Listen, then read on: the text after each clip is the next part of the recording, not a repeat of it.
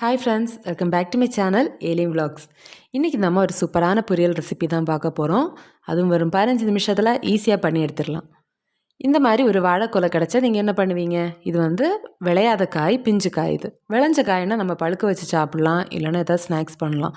பிஞ்சு காய் மோஸ்ட்லி மாட்டுக்கு தான் போடுவாங்க, இல்லைன்னா தூக்கி தூர போட்டுருவாங்க. அப்படி பண்ணுறதுக்கு முன்னாடி ஒரு வாட்டியாவது இந்த பொரியலை ட்ரை பண்ணி பாருங்கள். கண்டிப்பாக நீங்கள் திரும்ப திரும்ப இதை பண்ணுவீங்க. அதுக்காக முதல்ல இந்த காயை நான் இது கொஞ்சம் வாடி போன காய், அதனால் டைரெக்டாகவே எடுத்து கட் பண்ணிடலாம். ஃப்ரெஷ்ஷான காய்னா கொஞ்சம் நேரம் கட் பண்ணி தண்டுலேருந்து கட் பண்ணி வச்சு அதோட கரை எல்லாம் வடிஞ்சதுக்கப்புறம் நீங்கள் அதோட தோலை சீவிக்கோங்க. கையில் கொஞ்சம் எண்ணெய் போட்டுக்கோங்க.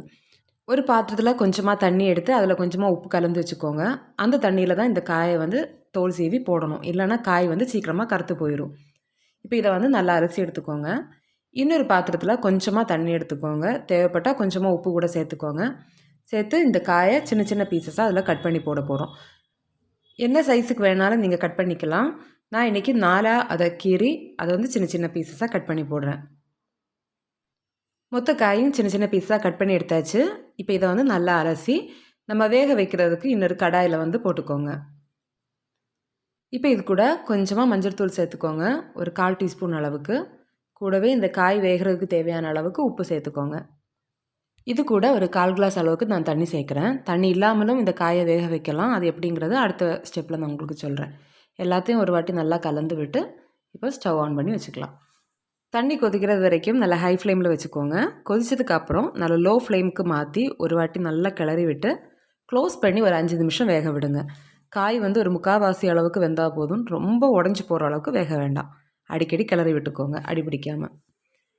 காய் வேகிற அந்த டைமில் நம்ம இதுக்கு தேவையான தேங்காயை அரைச்சி எடுத்துக்கலாம். நான் இன்றைக்கி நீங்கள் எந்த அளவுக்கு காய் எடுத்துக்கிறீங்களோ அந்த அளவுக்கு தேவையான அளவுக்கு தேங்காய் எடுத்துக்கோங்க. நான் இன்றைக்கி ஒரு 2 கைப்பிடி அளவுக்கு தேங்காய் எடுத்துக்கிறேன். இது கூட ஒரு 3 பூண்டு, 1/4 டீஸ்பூன் மஞ்சள் தூள். ஏன்னா நம்ம ஆல்ரெடி மஞ்சள் தூள் சேர்த்துருக்குறோம், அதனால் 1/4 டீஸ்பூன் அளவுக்கு சேர்த்தாலே போதும். 1/2 டீஸ்பூன் சின்ன ஜீரகம், காரத்துக்கேற்ப மிளகுத்தூள் நான் 1 டீஸ்பூன் அளவுக்கு சேர்க்குறேன். இவ்வளோ தான். இதை பொரியலுக்கெல்லாம் நம்ம லைட்டாக விப் பண்ணி எடுக்கிற மாதிரி விப் பண்ணி எடுத்துக்கோங்க. இப்போ காயை ஓப்பன் பண்ணி பாருங்கள். இடையில ஒரு 3-4 வாட்டி நான் இதை நல்லா கிளறி விட்டுருந்தேன், ஏன்னா அடி பிடிக்கக்கூடாது, அதுக்காக தான். இப்போ பாருங்கள், அதில் நம்ம விட்ட தண்ணி எல்லாமே வற்றி கரெக்ட் பருவத்துக்கு இருக்குது. இப்போ இந்த கடாயை ஸ்டவ்லேருந்து மாற்றி இன்னொரு கடாயை நான் வச்சுக்கிறேன். இல்லைனா இதே கடாயில் தான் நீங்கள் பண்ணுறீங்கன்னா காயை மட்டும் மாற்றிக்கோங்க. மாற்றி அதே கடாயில் வேணாலும் பண்ணிக்கலாம். கடாய் நல்லா சூடானதும் அதில் 1 டேபிள் ஸ்பூன் அளவுக்கு எண்ணெய் சேர்த்துக்கோங்க. தேங்காய் எண்ணெய் சேர்த்திங்கன்னா பொரியலோட வாசனையும் டேஸ்ட்டும் எல்லாம் இன்னும் நல்லா தூக்கலாக இருக்கும். கூடவே கொஞ்சமாக கடுகு போட்டுனதும் அதில் 1 டீஸ்பூன் அளவுக்கு உளுந்தம்பருப்பு சேர்த்துக்கோங்க. உளுந்தம்பருப்போட கலர் லைட்டாக சேஞ்ச் ஆகி வரும்போதே அதில் ஒரு வற்றல் மிளகை சின்னதாக கட் பண்ணி போடுங்க. அது இன்னும் டேஸ்ட்டை அதிகப்படுத்தும். அப்புறம் கொஞ்சமாக ஃப்ரெஷ் கறிவேப்பிலை, இவ்வளோத்தையும் போட்டு நம்ம தாளித்து எடுத்துக்கலாம். இப்போ இதில் நம்ம அரைச்சி வச்சுருக்கிற தேங்காயை சேர்த்துக்கோங்க. ஒரு தடவை நல்லா கிளறி விடுங்க.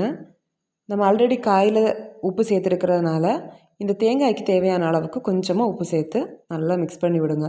ஒரு 3 நிமிஷம் லோ டு மீடியம் ஃப்ளேமில் இந்த நம்ம சேர்த்துருக்கிற மசாலாவோட பச்சை வாசனை போகிறது வரைக்கும் நல்லா கிளறி விட்டுக்கோங்க. ஒரு 2லேருந்து 3 நிமிஷத்துக்கு அப்புறம் ஏற்கனவே நம்ம வேக வச்சுருந்த காயை இதில் சேர்த்துக்கோங்க. காயை தண்ணி சேர்க்காமலேயும் வேக வைக்கலாம். எப்படின்னா, நம்ம இப்போ கடுகு தாளித்ததும் முதல்ல காயை போட்டு நல்ல ஒரு 2லேருந்து 3 நிமிஷம் அடி பிடிக்காதவாறு நல்லா கிளறி விட்டு க்ளோஸ் பண்ணி கிளறி விட்டு க்ளோஸ் பண்ணின்னு மாறி நல்லா ஒரு 5 நிமிஷம் வேகிறது வரைக்கும் அந்த எண்ணெயிலேயே போட்டு வேக வச்சுருங்க. அதுக்கப்புறம் இந்த தேங்காய் கொத்தை அதிலையே போட்டு நம்ம கிளறி எடுத்துடலாம். ரெண்டுமே டேஸ்ட்டு சூப்பராக இருக்கும். சொல்லணுன்னா தண்ணி சேர்க்குறத விட தண்ணி சேர்க்காமல் பண்ணுறது தான் சூப்பர் டேஸ்ட்டாக இருக்கும். ஆனால் அதில் ரொம்ப அடி பிடிக்கும். அதனால தான் நான் அதை பண்ணாமல் கொஞ்சமாக தண்ணி சேர்த்து பண்ணியிருக்கிறேன்.